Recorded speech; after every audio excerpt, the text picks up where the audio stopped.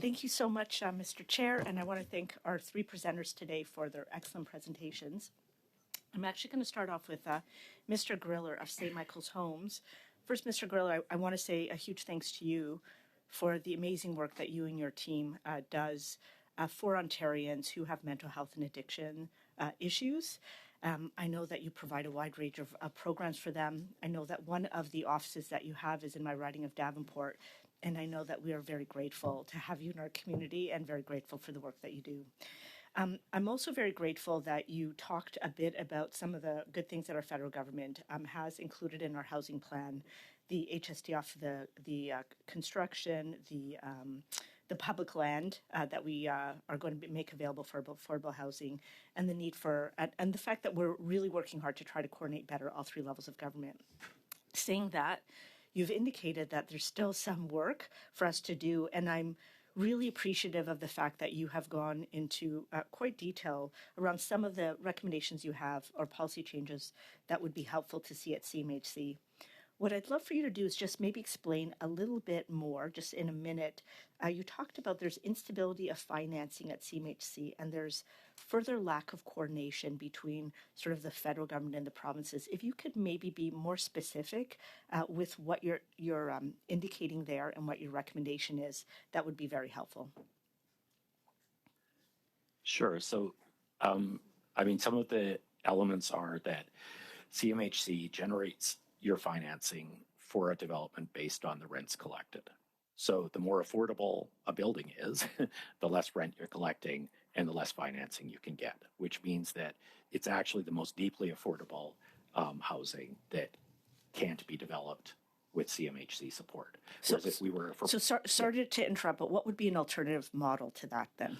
Well, so for example, in the 1970s and 80s, CMHC funded buildings in coordination with the provincial healthcare departments, whereby providers were given, instead of being given massive amounts of money up front, were given funding that covered mortgages and maintenance costs for a building over a period of 50 years.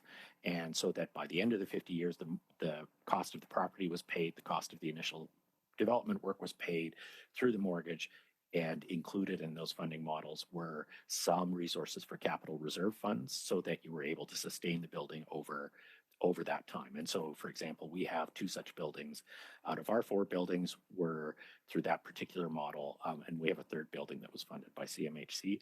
And all three of those buildings are still fully operational and reasonably well maintained, and deeply affordable, right? I mean, the housing portion of that is rent geared to income housing, which means that people on social assistance or on disability, who are on ODSP, the disability plan, are paying the rent amount, that they have, and they're not having to spend their money for food and other things on rents, which they would have to do if they were in the private sector where rents are much higher. Thank you. And then just on coordination, we have been working very hard to try to better coordinate with our provincial and municipal counterparts. We provided incentives at both levels. Can you be specific about what you think you need to see better improve that we're not doing right now in terms of coordination? Sure. So here's one of the fundamental things, right? What am I good at? My team are good at running supportive housing and affordable housing for low-income Canadians with disabilities. That's what we're good at. We're not experts in housing development. So when we have to do all the work around development preparation, so architect's drawings and permit access, and getting rid of working with the city to eliminate fees associated with development and all that stuff, we're having to hire external folks to work with us often and spend much of our senior management time on those development pieces. Ideally, we would have a government, could be a government institution that the three levels of government work together on, that would help us to do that so that we don't have to. So if you think about it, like when a private developer develops a building, that's what they do for a living, is the development piece. And since their model generates profit, it doesn't matter how much resource they put in advance to develop it, as long as they make a profit in the end. Since we're nonprofits, Mr. Greer, all those resources. Mr. Griller, thank you so much. I think I got your point, and I think it's an excellent one. Yeah. I'm just going to end off with Mr. Condon. Thank you so much for your presentation. I'm sorry you didn't finish. First, I really appreciate you indicating that this is a global problem in terms of the housing and the rising cost of housing, and it's happening right around the world. You had mentioned two very key recommendations to us, and I think you had many others. Stop incentivizing private investors, and I think also you made a recommendation around land speculators. Would you be able to maybe just elaborate a little bit on both of those in terms of what we need specifically to do? Thank you. Sure, thanks for the question. As I mentioned in my presentation, land is the problem. For example, in Vancouver, land is sold by the buildable foot, and it's about between $600 and $800 per buildable foot, while construction is between $300 and $400 per buildable foot. So the problem really, in my view, has to do with land and the out-of-control price of land.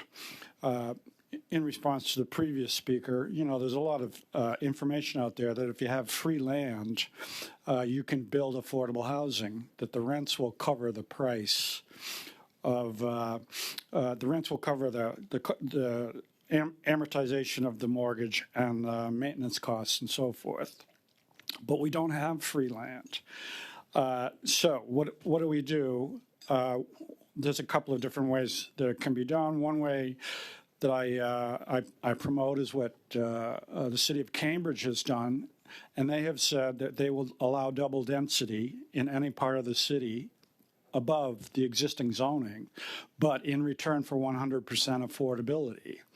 What that does is it creates a market for nonprofit housing providers that is not in competition with the market providers, because that extra bonus in land value only goes to the nonprofit provider. Now, each different city would have to look at their own economics separately. Adding CMHC funding, as the previous speaker has mentioned, would be a good way to support that. But the key point I'm making is the problem here is it's not the cost of the building. The building might have increased in cost by 30%, as was just mentioned, but the cost of the land has increased by 500%, and policy mechanisms are available, notably through zoning and development charges, to manage land price.